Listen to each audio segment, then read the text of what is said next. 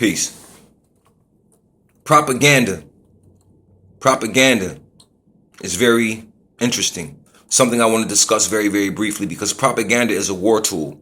And propaganda basically is information, especially information that is misleading, that is volatile in nature, that is inflammatory, and that is biased in nature. It's not an equal basis of information. Propaganda is utilized to create or to stir or to cause a political, to push a political movement or a political cause, or to create a political outcome or some type of outcome. You understand what I'm saying? And this is what we're looking at right now with all of the propaganda that's taking place, that's going on with us right now. We look at Nigeria, we look at France, and so on and so forth. Now, Africa is always, the propaganda with Africa all the time is that there's homegrown terrorism there, there's diseases there, and so on and so forth. And while you're looking at that information and keeping yourself away, there are other people who are going in and stealing resources like they've always done. Africa has been raped of resources consistently, you know what I'm saying? But it keeps replenishing itself, you understand? Because that's what it does. It replenishes itself and is constantly getting raped. But the propaganda is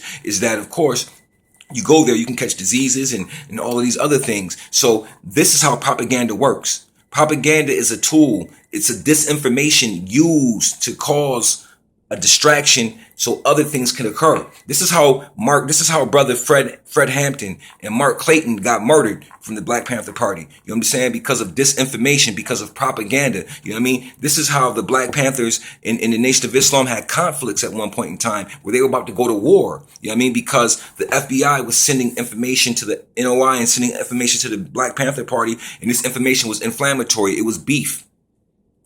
But nobody from either side of the organization really had beef. They created the beef so that our people, so when we looked at them and we saw them fighting, we said unity. There is no unity. So we would begin to reject and walk away from our own paradigms and so on and so forth because of what propaganda utilized. Propaganda is powerful. You know what I'm saying? This is how they were able to blow up The Move, Ramona Africa and all of them. This is how they were able to get that done, because they turned the people against you. That's what propaganda does. It turns the masses against you because the masses don't understand that they are sheep and that they are being led to believe these things. When something is written, just because it's written doesn't mean that it's so.